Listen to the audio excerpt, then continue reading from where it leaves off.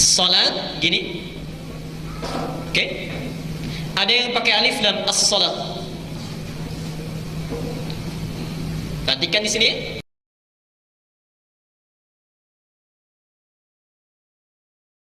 Topik kali ini kita akan bahas seputar ibadah salat. Seputar ibadah salat. Lebih tepatnya tuntunan salat dalam Al-Qur'an dan Sunnah. Tuntunan salat dalam Al-Qur'an dan Sunnah. Kita akan bagi dua sesi. Hari ini kajian pengantarnya. Dan insya Allah nanti akan ada satu sesi lagi di hari Sabtu. Hanya belum ditentukan waktunya. Itu kajian prakteknya. Di hari ini kajian pengantar persiapan salatnya. Nanti insya Allah pertemuan selanjutnya praktek salatnya. Dari mulai takbir sampai dengan salam. Bagaimana sifat salatnya Nabi, bagaimana Rasulullah mencontohkannya, seputar-seputar gerakan dan bacaan salat, perdebatan seputar itu dan sebagainya, dari salam sampai dengan takbir. Insya Allah nanti materinya sudah saya siapkan dan ini boleh dikopi oleh siapa saja, ya, tak terbatas, ya silahkan, dan tidak ada sesuatu hal terkait dengan ini. Semuanya boleh mendapatkan, disebarkan dan mendapatkan ilmu di situ dengan baik. Bapak Ibu sekalian, insya Allah kita mulai kajian kita. Salat disebutkan dalam Al-Quran, termasuk dalam hadis Nabi SAW, sebagai ibadah yang sangat penting. Sebagai ibadah yang sangat penting. Saking pentingnya disebut oleh Nabi, salat itu tiangnya agama. As-salatu imaduddin. Salat itu tiangnya agama. Muncul pertanyaan, kenapa salat begitu diistimewakan dari setiap amal rukun Islam yang lainnya? Rukun Islam ada 5. Yang pertama, orang masuk Islam dulu dengan syahadat. Okay. Syahadu anna ilaha illallah, kemudian syahadu anna Muhammad Rasulullah. Ingat ya, syahadatnya satu paket. Satu paket, bukan asyhadu anna ilaha illallah saja. Ya. Di asyhadu anna ilaha illallah, kemudian asyhadu anna Muhammad Rasulullah. Ketika kita mengatakan asyhadu anna ilaha illallah, ya Allah, saya berkomitmen dan bersaksi menjadikan Engkau satu-satunya Tuhan yang layak untuk saya sembah. Ketika komitmen itu ada, diuji oleh Allah.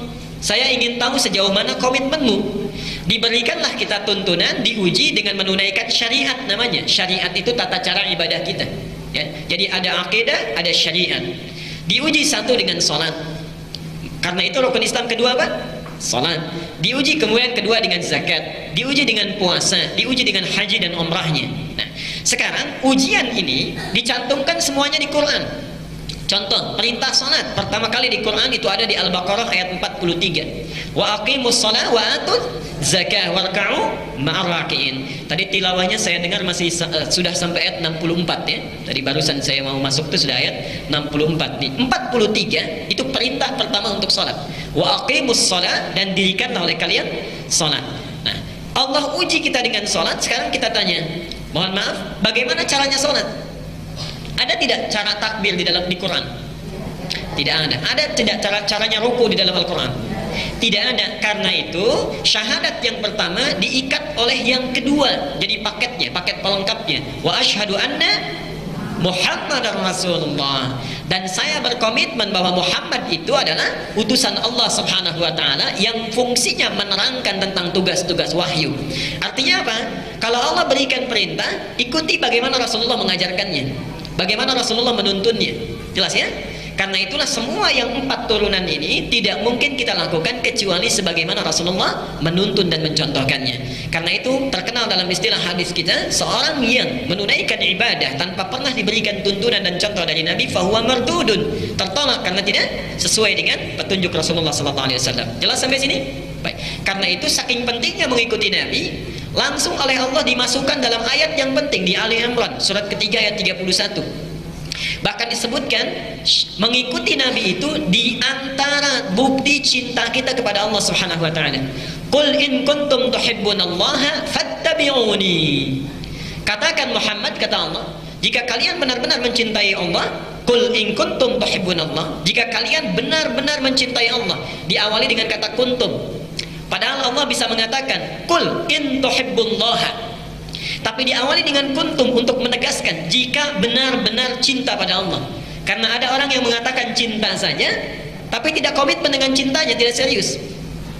Qul in kuntum tuhibbunallah, katakan jika kalian benar-benar mencintai Allah, fattabi'uni, maka ikutilah Rasulullah, ikuti aku, Nabi maksudnya. Bagaimana Nabi salatnya, bagaimana Nabi puasanya, bagaimana Nabi zakatnya, bagaimana Nabi haji dan umrahnya, begitu dalam setiap aktivitasnya. Ini bagian pertama. Dan yang kedua, lihat surat Yasin. Seringkali kita baca tapi seringkali tidak kita gali maknanya.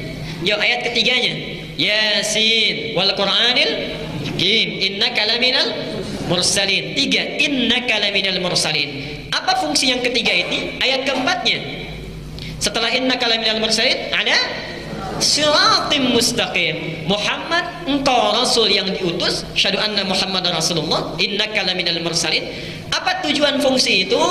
Perhatikan kalimatnya, ala siratim mustaqim, engkau berada di dalam jalur yang tepat, yang lurus. Artinya orang yang mengikuti Nabi itu hidupnya akan mudah, akan lurus. Sebaliknya bila tidak sesuai dengan Nabi, maka kecenderungan hidup kita akan sulit dan tersesat dalam menjalani kehidupan kita. Jelas sampai sini? Nah, karena itu Bapak Ibu sekalian, apa hubungannya dengan sholat? Karena tadi disebutkan di dalam rukun Islam kita, semua tataran ibadah syariat itu harus sesuai dengan Nabi. Maka orang yang sholatnya tidak sesuai dengan tuntunan Rasulullah, tidak sesuai dengan petunjuk Al-Quran, kemungkinan besar tidak akan mendapatkan manfaat dari sholatnya, sehingga tetap kesulitan dialami dalam kehidupannya. Karena itu saya ingin antarkan dulu apa manfaat sholat yang bisa kita dapatkan dalam kehidupan di dunia, di alam barzah, dan nanti di akhirat saat kita dihisab oleh Allah Subhanahu wa taala. Bapak Ibu sekalian, di dalam Al-Qur'an setidaknya Allah menyampaikan langsung bahwa ada 5 hal. Sekali lagi, ada 5 hal yang akan diberikan oleh Allah pada orang yang sholat. Sekali lagi, ada 5 hal yang akan diberikan oleh Allah pada orang yang sholat, yang sholatnya ditunaikan sesuai dengan tuntunan Al-Quran dan Sunnah, yang sholatnya ditunaikan sesuai dengan ketentuan Al-Quran dan Sunnah. Yang 5 hal ini tidak akan mungkin diberikan pada orang yang tidak sholat. Sekali lagi, 5 hal ini tidak mungkin diberikan pada orang yang tidak sholat, atau orang yang sholat tapi sholatnya tidak sesuai dengan tuntunan Al-Quran dan Sunnah. Hati-hati ya. Jadi 5 hal ini tidak akan diberikan pada orang yang tidak sholat, atau orang yang sholat tapi sholatnya tidak sesuai dengan ketentuan Al-Quran dan Sunnah. Baik. Sekarang mari kita lihat apa saja yang 5 ini. Nomor 1 kata Al-Quran, dalilnya buka surah Al-Ankabut surat 29 ayat 45. Allah berjanji dalam ayat ini, di surat ini, surah 29 Al-Ankabut ayat 45. Perhatikan janji Allah di sini. Allah berjanji siapapun yang sholat dengan benar itu akan dijadikan sebagai orang yang berkepribadian baik. Singkatnya, orang sholat pasti baik. Inna sholata tanha 'anil fahsya'i wal munkar. Sungguh sholat yang dilakukan dengan benar itu. Lihat kalimat Qurannya ya. Saya tuliskan di sini kalimat Qurannya. Jadi Bapak Ibu sekalian, di dalam bahasa Arab itu ada yang menggunakan alif lam, ada yang tidak menggunakan alif lam. Ya. Kalau dalam ilmu bahasa Arab disebut dengan nakirah dan ma'rifah. Ya. Salat gini, oke? Ada yang pakai alif lam, as-salat. Perhatikan di sini.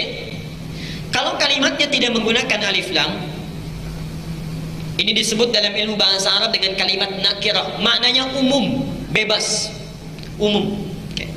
Jadi kalau Allah menyebutkan tidak pakai alif lam, inna sholat, artinya sholat bagaimana saja. Mau sesuai Nabi, mau tidak sesuai Nabi, mau khusyuk, mau tidak, mau paham, mau tidak. Nah, itu maksudnya. Tapi kalau digunakan alif lam, itu bukan sholat yang biasa, sholat yang khusus. Ma'rifah. Kalau dalam bahasa Inggris itu seperti artikel the dalam bahasa Inggrisnya, the car, mobil, the car, mobil itu, tidak yang lain. As-salat bukan salat biasa, salat seperti yang dituntunkan oleh Al-Quran, dipraktekkan oleh Nabi SAW. Jadi orang yang salatnya benar, ini ada alif lam di sini. Hati-hati, karena itu belajar ilmu Quran itu penting Bapak Ibu ya. Kalau kita cuma baca terjemahan, ini tidak didapatkan. Bukan sholat biasa. Sholat yang benar, dipelajari ilmunya dengan baik, itu pasti akan menjadikan satu orang ini pasti jadi orang baik. Sumber kejelekan yang menjadikan seseorang menjadi buruk perilakunya itu cuma dua, tidak ada yang lain. Yang satu disebut dengan fahsya, yang kedua disebut dengan mungkar. Tidak ada yang lain kecuali dua ini. Fahsya adalah keburukan yang ditolak oleh nurani, ya, ditolak oleh nurani kita. Bentuknya bisa banyak, umumnya kepada sesuatu yang kotor. Gosip itu fahsya, gibah itu fahsya, pornografi itu fahsya, porno aksi itu fahsya, okay? Membicarakan hal-hal yang buruk itu fahsya. Maaf, selama ini ribuan kali kita sholat, berapa kali seringnya dengar gosip? Orang sholat seharusnya menjauhkan dia dari fahsya. Kalau selama ini kita sholat tapi masih senang membicarakan orang lain, senang melihat kejelekan orang lain, senang mendengar tentang keburukan orang lain, berarti ada sesuatu yang belum sempurna dalam sholat kita. Jelas di sini? Satu. Yang kedua, mungkar. Mungkar itu sesuatu yang diingkari oleh hati kita. Bohong itu mungkar, mencuri itu mungkar, berselisih itu mungkar, bertengkar itu mungkar, okay? Korupsi itu mungkar. Jadi kalau ada orang sholat tapi masih senang berbohong, orang sholat masih gemar berselisih, orang sholat masih senangnya bertengkar, sukanya mencuri, mohon maaf, ada yang korupsi dan sebagainya, berarti ada yang salah dengan sholatnya. Jelas ya? Karena itulah Nabi menyampaikan, bila Anda mempunyai anak usia 7 tahun, yang pertama diajari adalah sholatnya. Kenapa? Kalau sholatnya sudah bagus, pasti anak itu tumbuh menjadi anak yang baik. Itu rahasianya di sana. Jadi kalau dididik sholatnya benar sebagaimana Nabi mencontohkannya, pasti tumbuh jadi anak baik. Kalau 10 tahun gak mau sholat juga diapakan? Sudah salah lagi. Dikit-dikit main pukul aja gitu ya.